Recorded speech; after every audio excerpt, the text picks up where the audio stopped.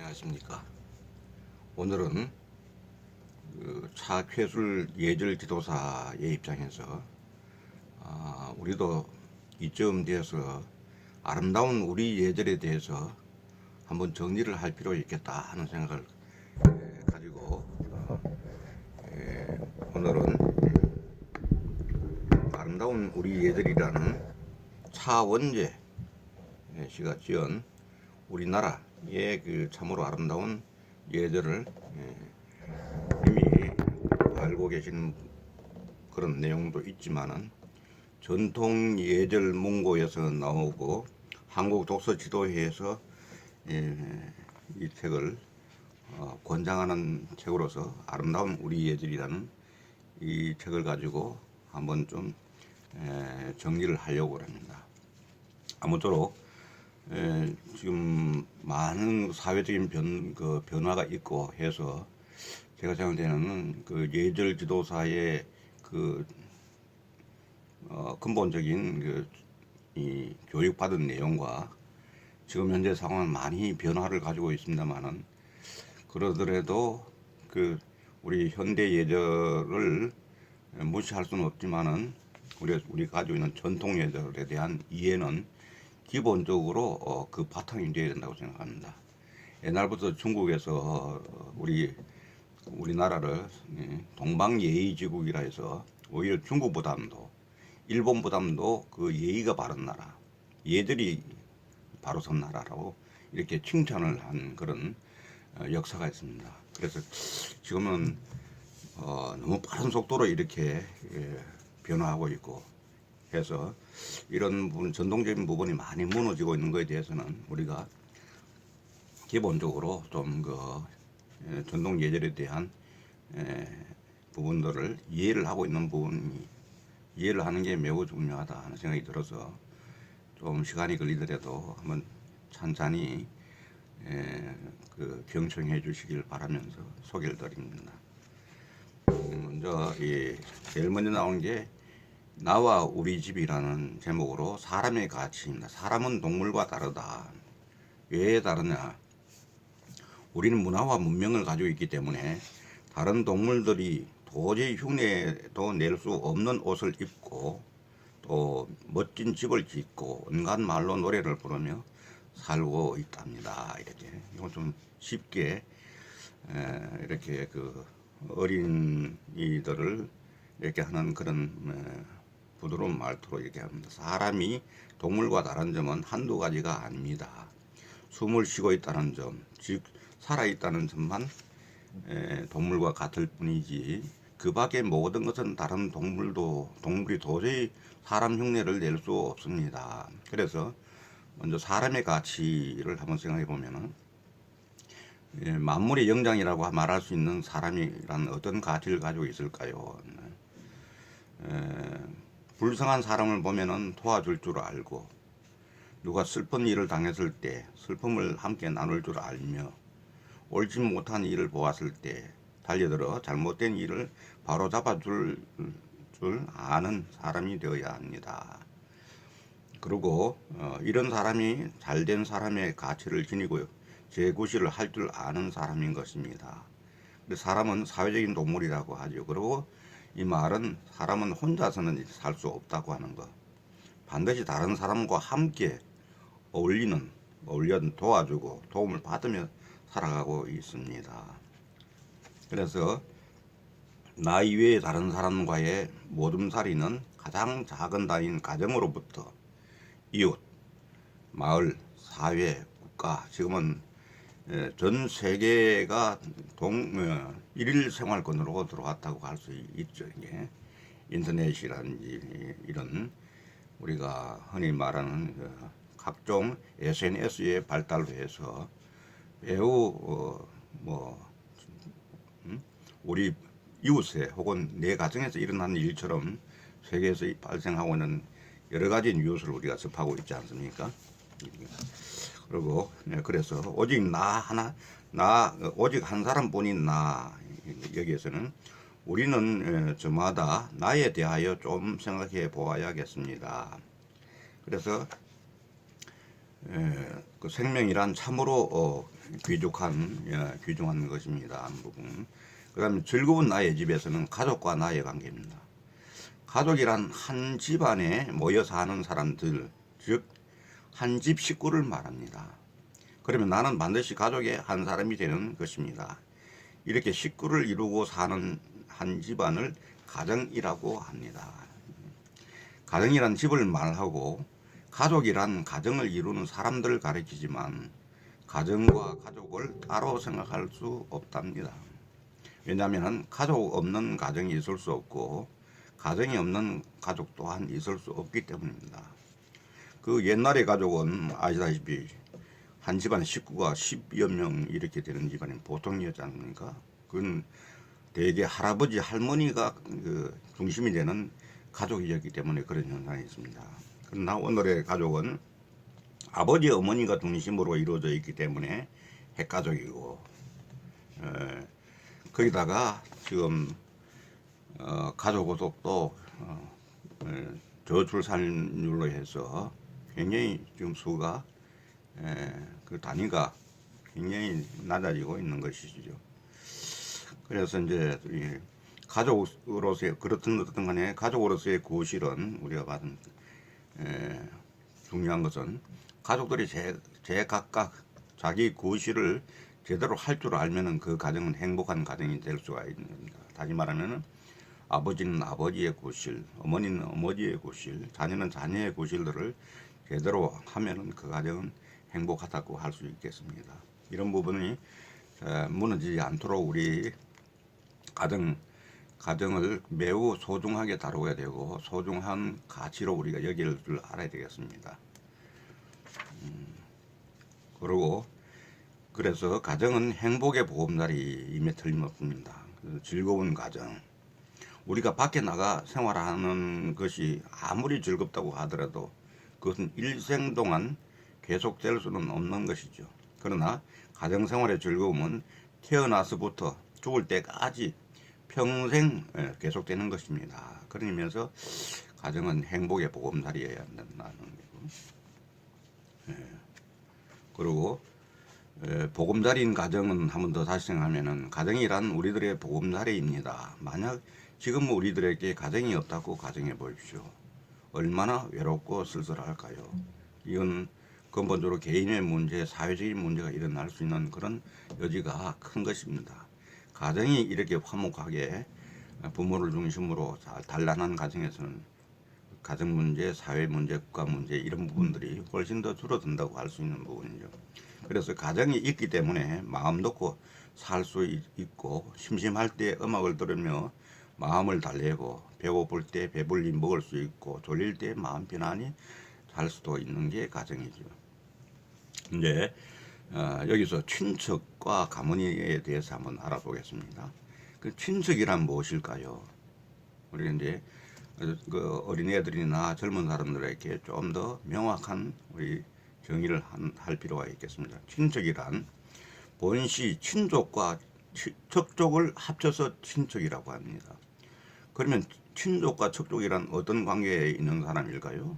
그러면 친족이란 나를 중심으로 해서 아버지 계통을 말합니다. 그걸 친족이라고 합니다. 그러므로 친족은 모두 나와 같은 성을 가진 사람들이죠. 근데 척족이란 어머니의 친정, 다시 외가 집안인 외척과 내가 결혼하면 부인의 친정, 즉 처가 집안인 인척을 합해서 이런 말입니다. 그러니까 친척이라는 말을 정확하게 이해를 할 필요가 있겠습니다. 그럼 가문이란 무엇입니까? 우리가 뭐 가문을 더럽힌다 이렇게 얘기하는 가끔 얘기하는데 가문이란 그 집안의 신분이나 지위를 말합니다. 그 옛날 조상 중에서 높은 지위의 벼슬을 했다든지 남에게 자랑할 만한 위인이 있다든지 아름다운 가정의 전통과 분위기를 이어받아 지켜온다든지 하는 모든 것이 합쳐서 가문을 이루고 있습니다. 그러므로 내가 사회에 어떠한 자랑스러운 일을 했을 때는 가문을 빛내게 되고 못된 일을 해서 남에게 흉거리가 되면은 그것은 가문을 더럽히는 일이 된다고 하겠습니다. 그리고 이어서 한번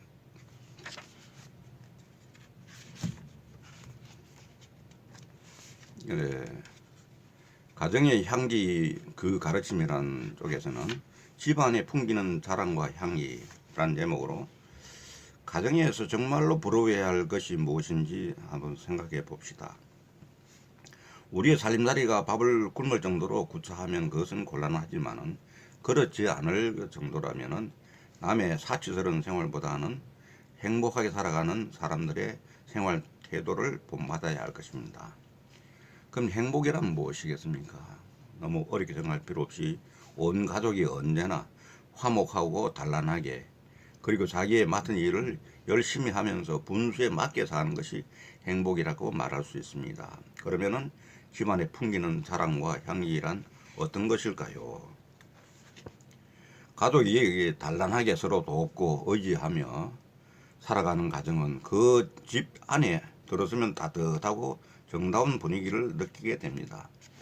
그런 그 집안의 가르침이라는 쪽에서는 학교에 가면은 교훈과 급훈이라는 것이 있습니다. 아시겠지만 교훈은 그 학교 전체의 학생들에게 정신적으로 심어주어야 할 가르침이고 급훈은 그 학급 학생들의 마음속에 심어주고 싶은 담임 선생님의 가르침입니다. 저는 그 중학교에 그 우리 급훈이 가멸차게 하는 그런 걸로 좀 되어 있는 걸로 알고 있습니다. 우리의 속이 꽉 차서 연걸어서 성숙한 어떤 인간을 지향하는 그런 건데 가멸차게 하는 걸 지금 아직 기억을 하고 있습니다. 회사에는 사원이 있고 그래서 이런 걸 통해서 이제 올바른 회사 생활을 하는 어떤 목표나 방향이라고 하겠습니다. 그리고 유명한 집안은 대개 전해 내려오는 전통적인 가훈이 있습니다. 이 가훈은 요즘에는 일반 가정에서도 집안의 가르침인 가훈을 만들어 놓고 이렇게 생활의 본으로 삼고 있는 집안도 있고 그 다음에 해서 여기서 한번 대표적으로 훌륭한 옛 어른의 가정에서 전해 내려오는 가훈은 몇 가지 한번 소개해 드리면은 밀양박씨의 가훈이라는 게 있습니다. 첫째는 밀양박씨의 가훈은 첫째 건강한 몸을 가져라. 둘째 부지런하고 검소한 생활로 저축하라. 셋째 아들 딸을 잘 가르쳐 기르는 데 힘써라. 넷째 사람을 대할 때 항상 공경하라. 다섯째 청렴결백한 몸가짐을 가져라. 참으로 그 밀양박씨의 가훈이 좋은 가훈인 것 같습니다. 그 다음에 전주이시 가훈은 한번 보겠습니다. 첫째, 세 가지 세워서 행할 일. 뭘 세워서 행하느냐. 첫째, 의지를 바르게 가지라. 둘째, 말과 행실을 같이 하라. 셋째, 모든 사물의 이치를 분명하게 분별하라. 두 번째는 세 가지 하지 말아야 할 일이 있습니다. 첫째, 자기가 싫은 일을 남에게 베풀려 하지 말라. 둘째, 노여움을 간직하고 원망을 마음속에 품지 말라. 셋째, 노여움을 남에게 옮기거나 잘못을 거듭하지 말라. 참으로 이렇게 이런 가훈을 가지고 있다 보니까 전주이시 집안은 우리 흔히 말하면 양반 집안이다. 뭐 그전에 옛날에 그렇게 많이 얘기했죠. 그다음에 무민공 최영 장군의 가훈을 한번 보면은 황금, 돈이나 재물을 여자 황금을 보기를 돌같이 하라. 이렇게 전해오는 이런 최영 장군의 가훈 우리가 알고 있는 것이죠. 그다음에 예절편으로 넘어가겠습니다. 예절 보면 예절에는 개인 예절 있고 단체 예절이 있죠. 개인 예절은 첫째 단정한 옷차림. 잘 아실 겁니다. 단정한 건 그 깨끗한 옷차림에다가 매무새를 단정하게 해서 입고 다니는 것이죠. 그 다음에 이 개인 예절은 두 번째는 공손한 마음가짐. 공손한 마음가짐 뭐냐? 첫째 겸손한 마음이다. 겸손한 마음가짐은 사람 됨됨이의 바탕이라고 할 수 있습니다. 항상 겸손한 게 나를 낮추고 상대방을 존경하는 그런 거죠. 겸손한 마음가짐은 자기를 낮추고 상대방을 높이려는 아름다운 마음가짐에서부터 우러나는 것입니다. 곡식은 익을수록 고개를 숙인다 이런 말이고, 빈수레가 요란하다 이런 말들은 다 여기에 겸손에 해당되는 말입니다. 그다음에는 보면은 또 개인 예절에서는 여기 보면은 바른 습관이 중요하다 이렇게 해서 바른 습관을 합니다.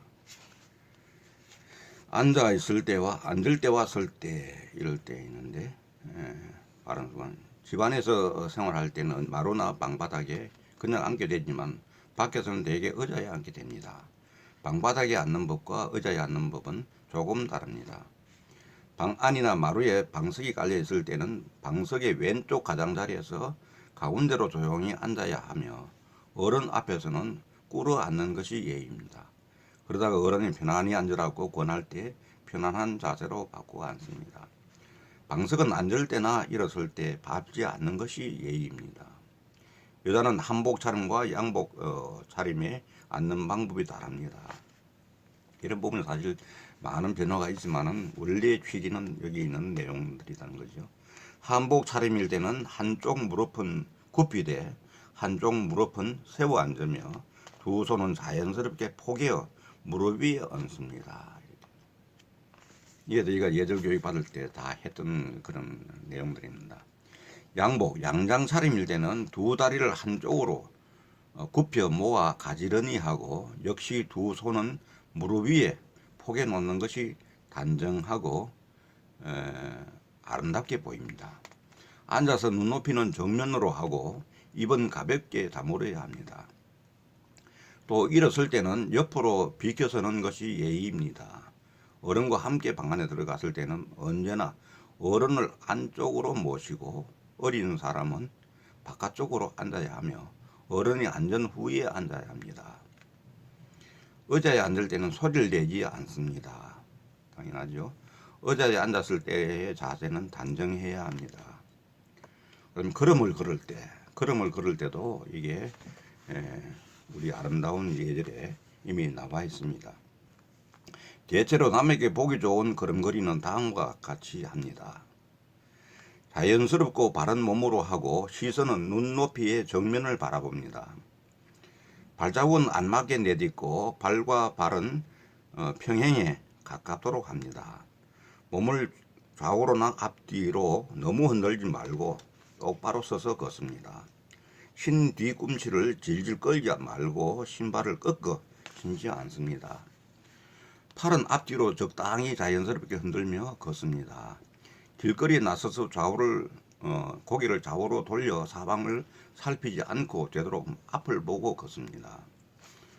지금 어떻게 보면은 좌우로 살펴야 될 경우도 있죠. 차가 온다든지, 요즘 같은 경우에는 뭐 스마트폰만 정신 빠져가지고 이렇게 걷는 사람들인데, 이런 것들은 다 이런 기본적인 예들이 잘못된 겁니다. 예.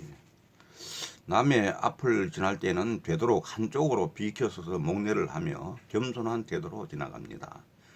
그럴 때 자기의 옷차림을 살피거나 손을 바지 주머니에 꽂지 않습니다. 그다음 물건을 다룰 때 모든 물건은 소중히 다루어야 합니다. 어른께 물건을 드릴 때는 공손한 태도로 반드시 두 손으로 드려야 합니다. 물건을 둘 때는 크고 무거운 것은 밑에, 가볍고 작은 것은 위쪽으로 놓습니다.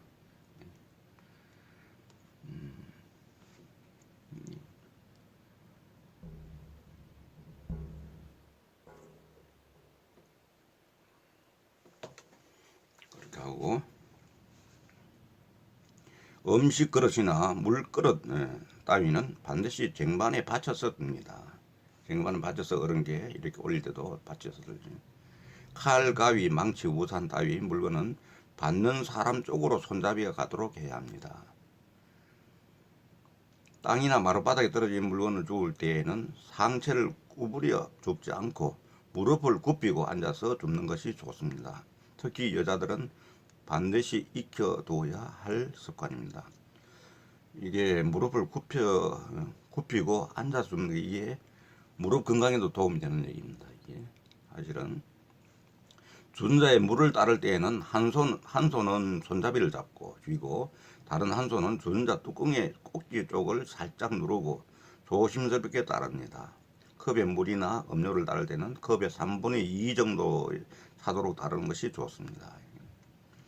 걸레나 비 또는 그릇, 옷 따위는 던지지 않습니다. 들고 다닐 물건, 메거나 쥐고 다닐 물건을 잘 구분해야 합니다. 메고 다니게 된 가방을 들고 다니거나 들고 다니게 되어 있는 가방을 메고 다니는 것은 보기 흉합니다. 이렇게 나와 있고, 그 다음에 또 아름답고 똑똑한 목소리로 이야기해야 된다는 거죠. 남의 앞에서 노래를 부르거나 말을 할 때 목소리가 너무 작으면 잘 들리지 않아 답답하고, 너무 크면 악을 쓰거나 장난을 하는 것 같아서 듣는 사람에게 불쾌감을 줍니다. 이런 얘기를 하고 있고요. 다음에는 예의 바른 인사입니다. 인사란 무엇입니까? 인사란 두 가지 뜻을 지니고 있습니다. 첫째는 상대편을 반가이 맞이하고 존경한다는 뜻을 가진 예의의 표시이고, 둘째는 전혀 모르는 사람이 서로 자기를 알리는 구실을 하는 표시입니다. 그래서 이제 아는 사람에게는 김 선생님 안녕하십니까? 할머니 그동안 안녕하셨습니까? 이런 식으로 얘기를 하죠.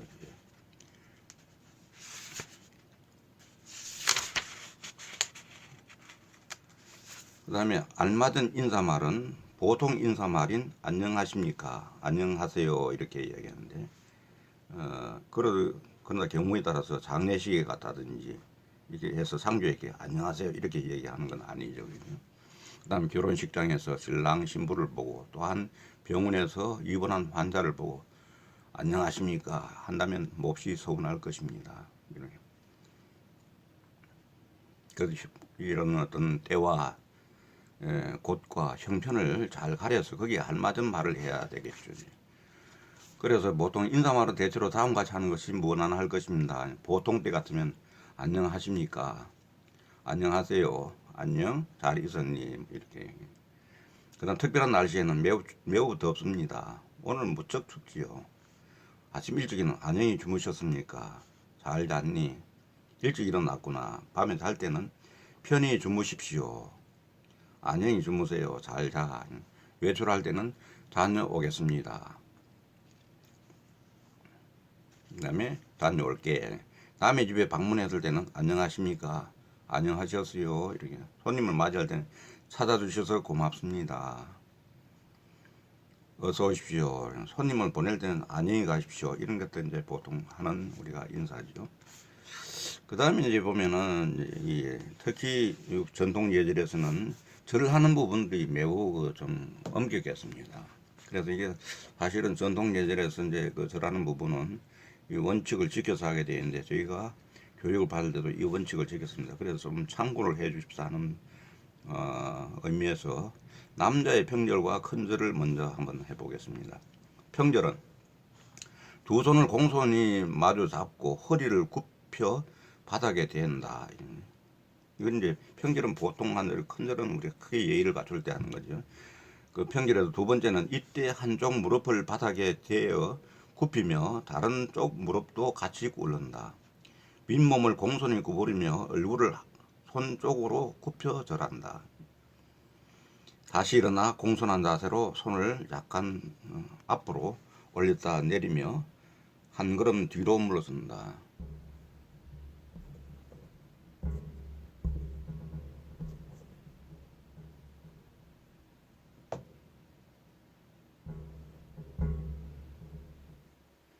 그다음에 큰절은 두 손을 모아 포개어서 눈높이만큼 들어 올렸다가 내리며 몸을 구부려 평절 모양으로 무릎을 꿇는다.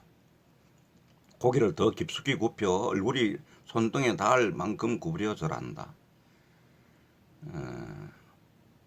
평절보다는 좀 더 오래 있다가 다시 일어난다. 일어선 뒤에 마주 잡은 두 손은 다시 눈높이만큼 올렸다가 내리며 허리를 약간 굽힌다.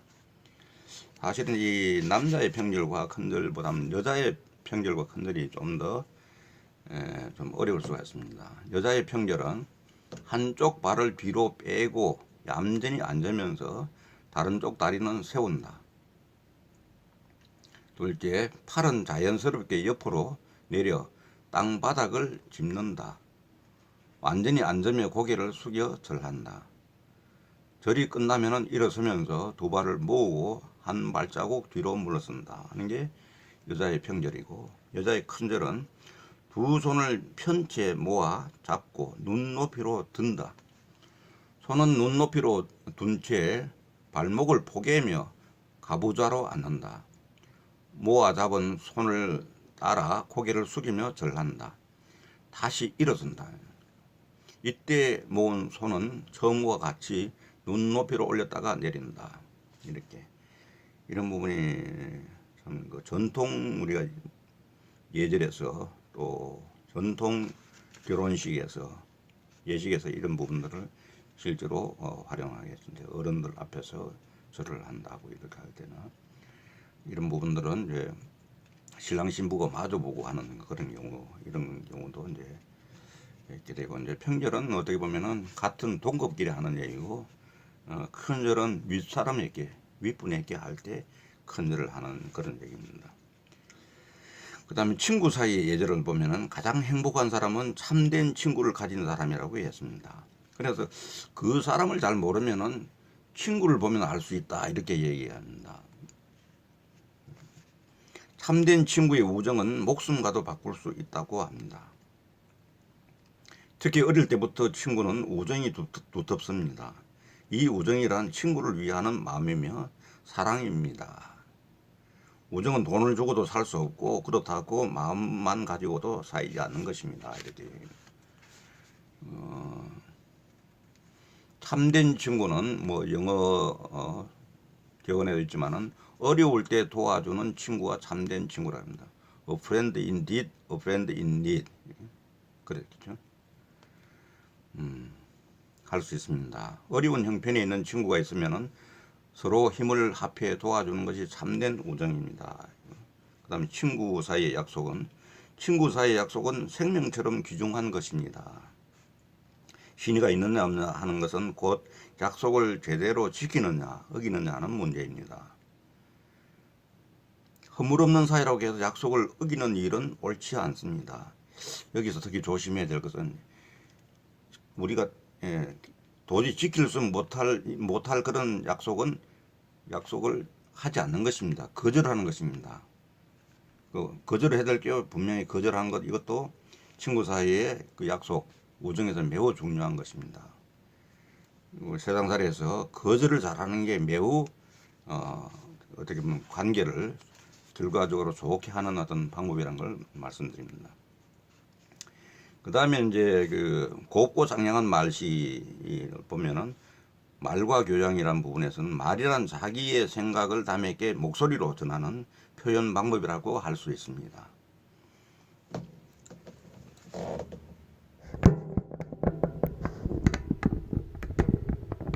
그리고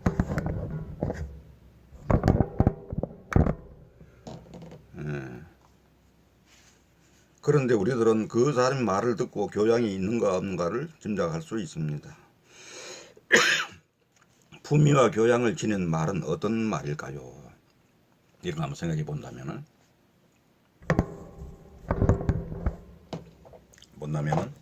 말을 조용조용합니다. 표준말을 쓰고 상대방의 편이 알아들을 수 있도록 조리 있게 말합니다. 상스러운 말을 쓰지 않고 고운 말을 씁니다. 남에게 비위 상하는 말, 남을 헐뜯는 말을 하지 않습니다. 때와 장소를 가려서 거기에 어울리는 말을 합니다. 말을 할 때 상대편을 높이고 자기를 낮춥니다. 이렇게 하는 게 기본적으로 곱고 상냥한 말씨에 대한 교양이 되겠습니다. 그 속담에 말 한마디로 천냥빚을 갚는다는 말이 있습니다. 이것은 말의 중요성을 뜻하는 것입니다. 그렇습니다. 우리들은 날마다 생활이 다른 사람과의 대화에서 대화로 이어지고 또 있다고 하겠습니다. 그러므로 말은 곧 우리의 생활이나 다름없습니다. 바른말 고운말에서는 말도 버릇이 붙습니다. 거짓말을 장난삼아 자꾸 하다 보면은 자기도 모르는 사이에 거짓말하는 버릇이 붙고 상스러운 욕을 자꾸 입에 담다 보면은 역시 입에서 저절로 나오게 됩니다. 그러므로 우리는 어렸을 때부터 고운 말씨를 익히는 습관을 길러야 하겠습니다.